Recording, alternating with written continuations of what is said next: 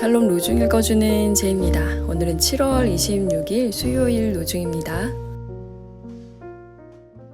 남자와 그 아내는 주 하나님의 낯을 피하여서 숨었다. 창세기 3장 8절. 사랑에는 두려움이 없습니다. 완전한 사랑은 두려움을 내쫓습니다. 요한일서 4장 18절. 주님 앞에 내려놓는 하루 되세요. 샬롬 하울람. 오늘 가르침의 본문에서 요한은 자기 공동체 구성원들에게 사랑에 대해 이야기를 하고 있습니다. 사랑은 두려움이 없답니다. 완전한 사랑은 두려움을 내쫓는다. 이렇게 이야기를 하고 있습니다. 그리고 오늘 로중 본문은 창세기 3장 8절 말씀인데요. 그 사랑이 깨어졌을 때 나타난 모습을 보여주고 있어요. 하나님이 사랑으로 세상을 창조하셨고 사랑으로 만드신 그 피조 세계가 잘 작동하게 하기 위해서 자기 형상 닮은 존재를 또 만드셨단 말이에요. 그게 인간이죠. 그래서 그 인간들에게 모든 것을 다 위임하고 내가 사랑한 것처럼 너희도 한번 사랑하며 잘 돌봐봐라 했는데 그 부탁이 깨어져 버렸어요. 그러니까 하나님의 사랑이 깨어져 버린 거죠. 그 사랑을 위임받은 인간이 깨트린 거예요. 그랬더니 처음으로 나타난 현상이 그 남자와 아내는 주 하나님의 낯을 피하여 숨었다. 이렇게 이제 창세기에 보도가 되어 있거든요. 그러니까 사랑이 깨어졌을 때 느낀 최초의 감정이 두려움이었다는 겁니다. 두려워서 숨은 거예요. 근데 요한은 사랑이 다시 회복될 때 그 두려움이 극복됨을 성도들에게 이야기를 하고 있어요. 물론 창세기의 상황과 요한일서의 대상이 되었던 그 성도들의 상황은 상당히 달랐을 겁니다. 그런데 메시지로 보면 통하는 부분이 있고 신학적으로 공유할 수 있는 부분이 있어요. 그러면 이 요한 서신을 받은 사람들의 상황을 한번 상상해 보면서 이 사랑과 두려움이라는 두 키워드를 조금 더 살펴보도록 하겠습니다. 이때 요한 서신을 받은 사람들, 그 공동체는 생명이 경각에 달린 상황이었습니다. 밖으로는 로마와 다른 이민족들이 공격하고 안으로는 동족인 유대교인들이 힘들게 하는 그런 상황. 이 사람들에게 가장 필요한 메시지는 뭐였냐면 하나님이 너희 사랑해 이런 거 아니었어요. 저것들 하나님이 싹 다 심판하실 거야 였어요. 그러니까 그 심판의 아주 끝판왕이 요한계시록에 나오지 않습니까? 새 예루살렘이 이 땅에 도래하기 전에 기존의 로마 문화권에 속해 있던 모든 문명은 총결적인 심판을 받고 거기에 부역했던 이민족과 또 유대교 무리들까지도 심판받는 내용이 요한계시록에 적혀 있거든요. 그러니까 그런 심판의 메시지를 보면서 처음에는 그렇지, 우리 하나님이라면 당연히 그러셔야지, 하나님은 우리 편, 저들은 심판받아야지 라고 생각했을 거예요. 근데 막바로 자기들 눈앞에서 그 심판이 이루어지지 않잖아요. 그러면 모든 사람과 공동체는 생각을 하게 됩니다. 성찰을 하게 돼요. 왜 하나님은 당장 저 로마 정권을 무너뜨리지 않지? 우리를 핍박하는 유대교를 멸절시키지 않으시지? 근데 생각하고 고민하고 성찰을 하면 할수록 그 심판은 저들만이 대상이 아니라 나도 대상이 될 수 있겠구나라는 생각에 다다르게 됩니다. 종교적으로 특히 이제 유대교와 기독교적인 기반에서 인간이 자기 스스로를 성찰한다는 건 내가 죄인이다라는 걸 깨닫는 거거든요. 죄의 싹은 사망이다. 우리 로마서에서 봐서 알잖아요. 그러니까 하나님의 그 심판의 메시지가 처음에는 기쁨과 희열이었을지 몰라도 그 심판이 지연될 때 그 메시지를 자기에게 적용해 보면 나도 심판받을 수 있겠구나가 되거든요. 그러면 두려워집니다. 아담과 하와가 처음 느꼈던 그 두려운 감정, 이제 루돌프 오토라고 하는 이제 독일의 종교학자가 종교라는 게 생겨나게 된 그 기원을 추적해 가다가 두려움이라는 단어를 만났어요. 근데 두려움은 일반적으로 우리가 늘 쓰는 말이잖아요. 그래서 누멘이라는 새로운 말을 창조해내면서 그 종교적 떨림과 두려움, 신 앞에 선 나의 그 연약함을 그 신이 막 그 위압감으로 누르고 있을 때 그 느낄 수밖에 없는 그 감정을 누멘이라는 말로 새롭게 창조해내는데요. 그러니까 자기를 성찰하는 인간은 두려워한다는 거예요. 대체로 모든 종교들은 이 두려움의 기생에서 성장합니다. 두려움을 줘야 사람들이 몰려오거든요. 근데 저는 오늘 요한 1서에 나타난 이 사도 요한의 이야기가 너무나도 위대하다고 생각하는 건 우리 하나님은 그런 두려움을 주시는 분 아니야. 너희를 사랑해. 두려움으로부터 해방돼도 괜찮아. 너희도 그 사랑을 직면하게 되지? 그러면 두려움을 내쫓을 수 있어. 와, 요한을 괜히 사랑의 사도라고 부르는 게 아닌 거예요.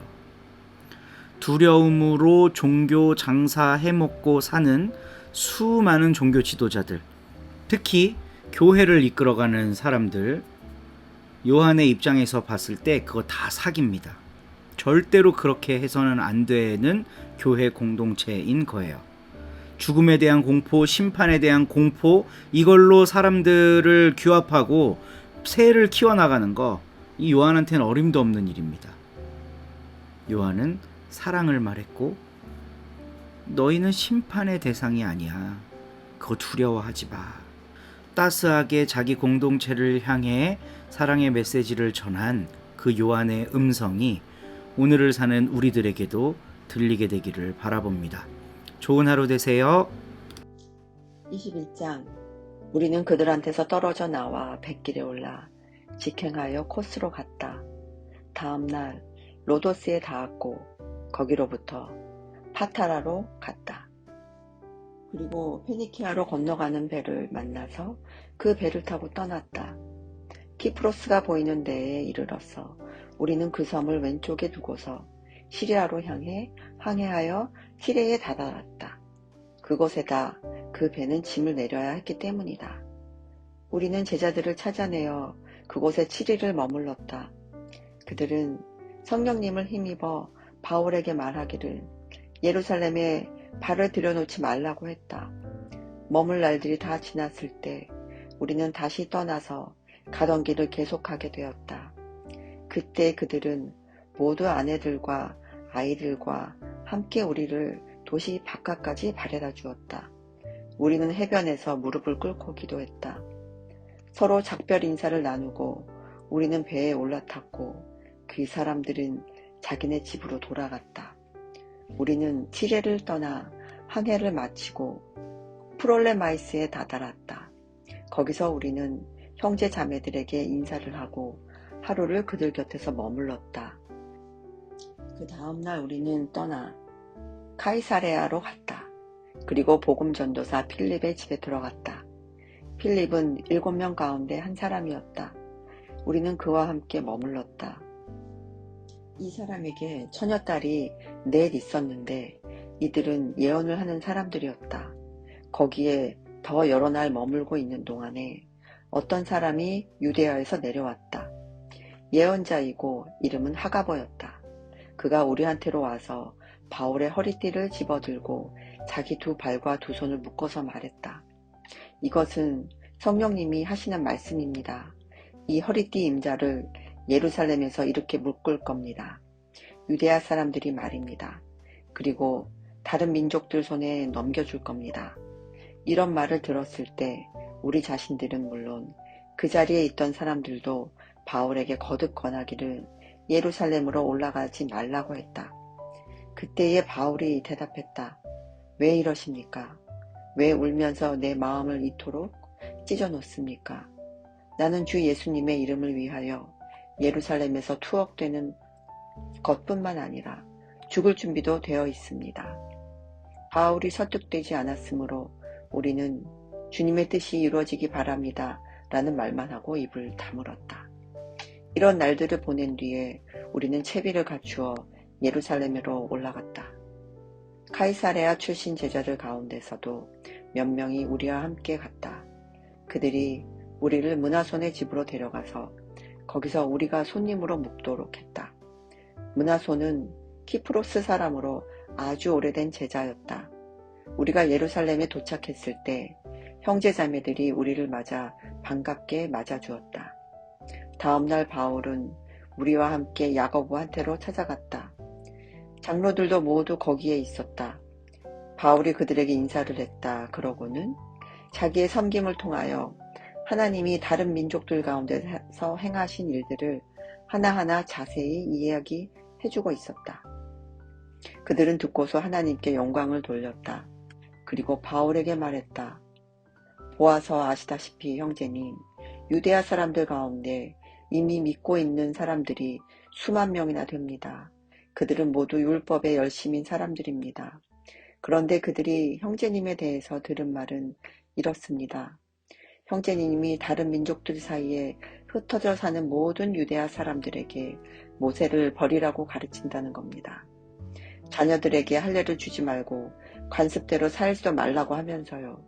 그러니 어떻게 해야 할까요? 그들은 형제님이 와 있다는 것을 틀림없이 듣게 될 겁니다. 그러므로 형제님은 우리가 말해드리는 이 일을 하세요. 그리고 하나님께 기도하며 단순히 약속한 남자가 우리에게 4명 있습니다. 이 사람들을 데려다가 그들과 함께 성결 예식을 치르세요. 그들이 머리를 깎는 데 드는 비용을 그들 대신 치러주세요. 그러면 모두가 알게 될 겁니다. 자기들이 형제님에 대해 들은 말이 아무것도 아니라는 것을요. 오히려 형제님이 순응하며 살고 있고 형제님 자신도 율법을 지킨다는 것을 말입니다. 이미 믿게 된 다른 민족들에 대해서는 우리가 직접 이렇게 결정하여 편지로 써 보냈습니다. 곧 우상에게 바쳐진 제물, 피, 목졸라 죽인 짐승, 음란한 짓에서 그들이 스스로를 잘 지켜야 한다는 것입니다. 그때에 바울은 그 남자들을 데려다가 이튿날 성결 예식을 그들과 함께 치렀습니다. 그리고 성전에 들어가서 알렸다. 언제 성결하게 되는 날들이 다 차는지, 그들 한 사람 한 사람을 위해서 바칠 것을 바쳐야 하는지를 말입니다. 7일의 기간이 다 끝나가려는 때에 속주 아시아에서 온 유대아 사람들이 바울이 성전에 있는 것을 목격했다. 그들은 온 무리를 부추겨서 손을 뻗어 바울을 붙잡았다. 그러면서 외쳤다. 이스라엘 사람 여러분 도와주세요. 이 자는 백성과 율법과 이곳을 거슬러서 누구에게든 어디서나 가르치는 사람입니다. 그러다가 그리스 사람들까지 성전에 데리고 들어와서 이 거룩한 곳을 더럽혀 놓았습니다. 그들이 에페소스 사람 트로피모스가 바울과 함께 시내에 있는 것을 이미 보았기 때문이다. 그들은 바울이 그 사람을 성전으로 데리고 들어갔다고 생각하고 있었다. 온 도시가 술렁거렸고 백성이 한꺼번에 달려들었다. 그리고 그들이 바울을 붙잡아 성전 바깥으로 끌어냈다. 그러자 곧장 성전 문들이 닫혔다. 그들이 바울을 죽이려고 하고 있었다. 그때 로마 부대의 천명대장에게 온 예루살렘이 혼란에 빠져 있다는 보고가 올라갔다. 그는 즉시 병사들과 100명 대장들을 이끌어 그들이 있는 곳으로 달려내려갔다. 그러자 그들이 1000명 대장과 병사들을 모아서 바울을 때리던 것을 멈추었다. 그때의 1000명 대장이 가까이 가서 바울을 붙잡아 쇠사슬 둘러 묶으라고 명령했다.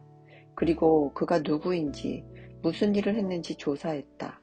그런데 무리 가운데서 사람마다 이러쿵저러쿵 다른 소리를 내고 있었다. 1000명 대장은 소란 때문에 상황을 정확히 알 수 없었다. 그래서 그는 바울을 부대 안으로 끌고 가라고 명령했다. 바울이 계단에 다다랐을 때 병사들이 바울을 떠매고 가야 하는 상황이 발생했다. 무리가 폭력적으로 굴었기 때문이다. 아주 많은 백성이 따라가면서 그를 없애버리시오 하고 외쳐댔던 것이다. 병사들이 바울을 부대 안으로 막 끌고 들어가려고 할 때 바울이 천명대장에게 말한다. 제가 천명대장님께 한 말씀 드려도 되겠습니까? 천명대장이 말했다. 당신은 그리스 말을 할 줄 아시오? 그렇다면 바로 당신이 그 이집트 사람 아니오. 일전에 반란을 일으키고서 4000명의 칼잡이를 광야로 이끌고 나간 그 사람 말이오. 바울이 말했다. 나는 유대아 사람입니다. 길리기아의 타르수스 출신입니다. 시시한 도시의 시민이 아닙니다. 부탁드립니다. 내가 백성한테 말하는 것을 허락해 주십시오. 그가 허락하자 바울이 계단 위에 서서 백성에게 손짓을 했다. 그들이 아주 조용해지자 바울이 히브리 말로 연설하여 말했다. 아멘.